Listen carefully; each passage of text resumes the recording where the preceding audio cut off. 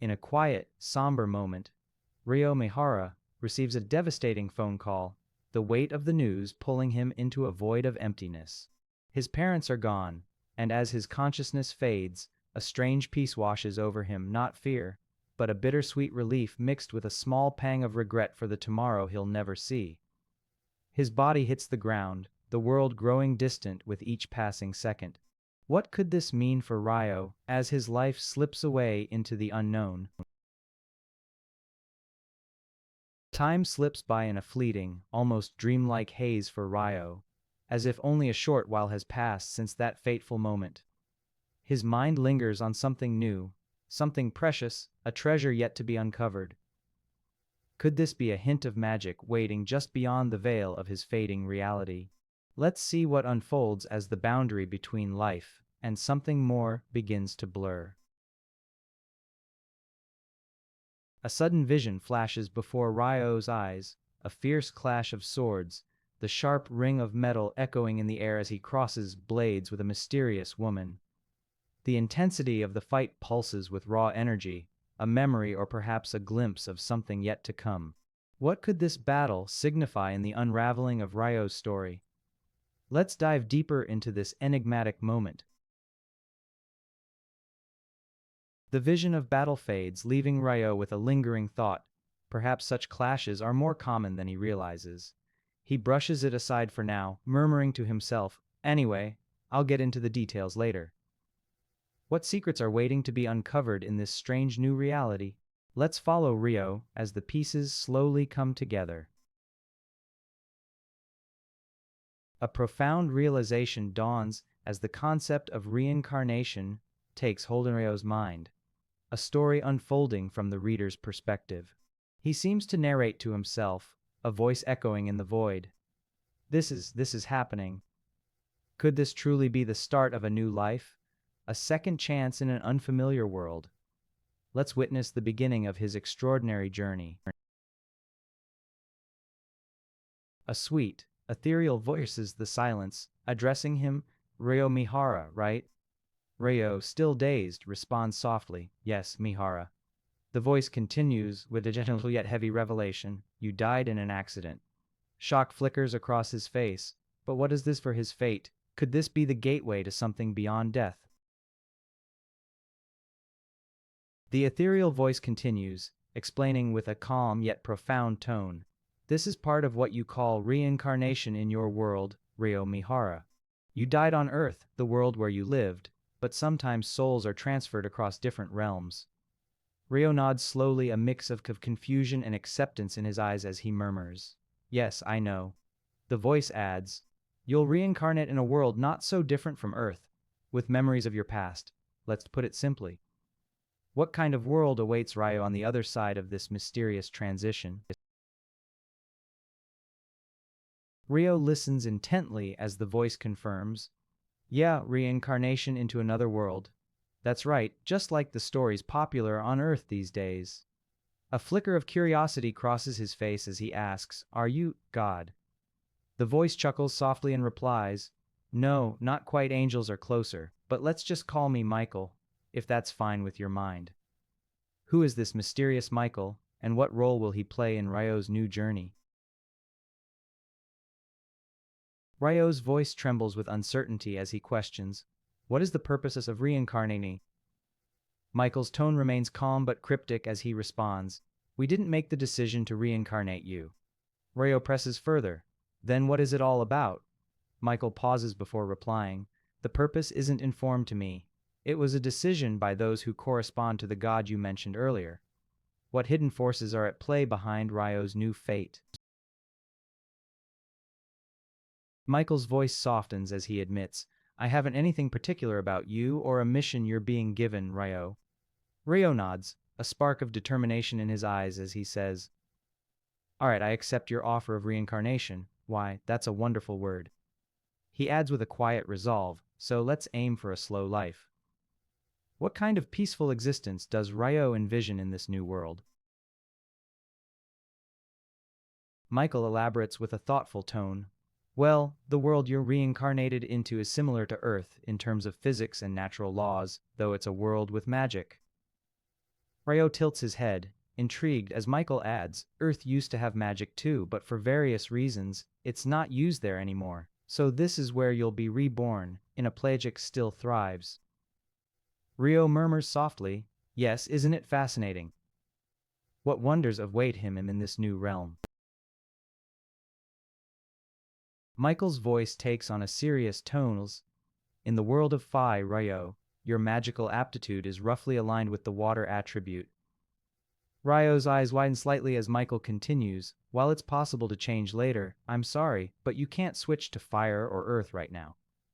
What does this water affinity mean for Ryo's future in this magical land? Michael's voice carries a reassuring whines.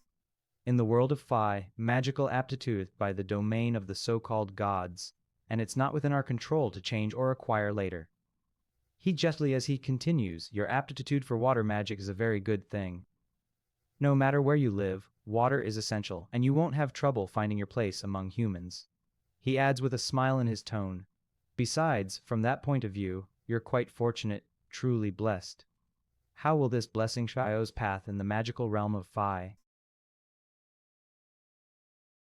Ryo, still processing, murmurs to himself. It's true, I need to worry to water in a world of swords and magic. It's fundamental for survival, even in cities. His thoughts brighten with a positive note as Michael. Water magic in Phi is significant. It serves as a standard for human survival and maybe even recovery, much like light magic. Ryo nods, a thoughtful hum escaping his lips as he says, ah yes, that ability could be something special. How will this fundamental power aid him in the challenges ahead? Michael's voice grows instructional. The magic inks attributes, fire, water, wind, and darkness, along with non-attributed magic. He advises with a cautious tone, I don't recommend outside your water aptitude, though there's a 0 probability you could learn non-attributed magic with effort. Ryo, curious, asks, how does my strength and stamina factor? Michael replies, your stats are generally above average in the upper middle range, so effort is most important magic will grow with you. What potential lies within learns the rules of this magical system? Michael shifts to a more philosophical tone. On the other hand, people on Earth, like the blind or certain African tribes, rely solely on their other abilities, and through effort, they improve their hearing or acuity. He looks at Ryo with encouragement. We all have the same capacity at a young age to grow stronger if we keep at it, right? Ryo nods, understanding that effort will be key to mastering his magic. How will this principle of growth shape his journey in Phi? After a few moments of absorbing the explanations, Ryo finally voices his deepest wish with quiet determination. I want to live a slow life in a place where no one comes. His expression softens, a longing for peace evident in his eyes. What kind of secluded haven does Ryo dream of in this magical world? Let's see if his wish will come true. Michael's tone becomes practical as he outlines new beginning. In the meantime, let's reincarnate you in the Rondo Forest area, where a house awaits with a protective barrier spanning a 100-meter radius. He gestures reassuringly. I've prepared 2 months' worth of food for you, and oh, there's an ocean about 500 meters southwest. Once you get used to your water magic, you should be able to harvest salt from the seawater. With a final encouraging note, he says, good luck, Ryo. What challenges and discoveries lie ahead in this secluded forest home? At the last moment, Ryo's curiosity piques as he asks important question, how do I use magic? Michael responds with a patient tone, thank you for asking. Magic works through the image you create in your mind. Imagine a clear picture of what you want to produce. He adds encouragingly, it may take a few tries, but with every attempt, you'll gain experience. What kind of magic will Ryo conjure with his newfound knowledge?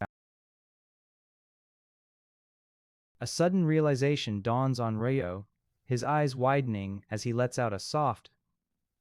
The weight of his new reality seems to settle in, a mix of awe and uncertainty flickering across his face. What thought has just struck him in this pivotal moment? Ryo gazes around, taking in his new surroundings, a quaint, medieval-looking house that seems like something straight out of the Middle Ages. He mutters to himself, "It doesn't look newly built, but it has a certain charm." What kind of life awaits him in this rustic, timeless setting? Ryo's eyes light up as he notices a musing aloud. Well, there were large public baths in the Roman era, so I guess it's possible. As a Japanese person spreads across his face as he adds, "I'm really grateful for this." He wonders quietly, did Michael make this for me, knowing my background, or is it just a coincidence? What small comforts will this bath bring to his new life? Ryo explores his new home, his eyes cast set of books as he mutters, "This is Encyclopedias on Plants and Monsters, Beginner's Editions." A sense of curiosity fills him as he notices preserved food in storage, perhaps a freezer, and wonders, did Michael prepare all this for me? What knowledge and resources will these gifts provide in his quest for a slow life? Ryo examines a knife in his hand. In other words, there was a skill that could be called standard in reincarnation stories, a level-based skill system. He looks around with a slight frown, adding, "But it doesn't look like there's anything like that here now." What other surprises or differences will Ryo uncover in this world? Ryo peers into the dense forest beyond his home, a wary thought crossing his mind as he mutters, "I bet there's something like dragons in a place like this." With a cautious step back, he decides, "Yeah, let's not approach it." What dangers lurk in the wilds surrounding his peaceful haven? A wave of disbelief washes over Ryo as he whispers to himself, "Oh my God, I'm really here in another world." His voice trembles with a mix of awe and realization, the reality of his reincarnation sinking in. What will this new world hold for him as he takes his first steps into the unknown? Michael's voice echoes one last time, a forgotten detail slipping out. "I have to tell you, your mana capacity is already quite high, even among the people of Phi." Ryo, still dreaming of, muses to himself, a slow life in this other world. That sounds perfect, huh? But a hidden thought stirs. Why would I have such a trait, something hidden that I'll notice someday? What secrets lament within Ryo, waiting to be uncovered in this magical realm? A mysterious whisper lingers in the air, hinting at some profound perpetual youth, immortality, a perennial existence. Ryo stands at the threshold of his new life, unaware of the deeper forces at play. What does this cryptic message mean for his journey in Phi? Stay tuned as we uncover the secrets of the Water Magician in the next chapter.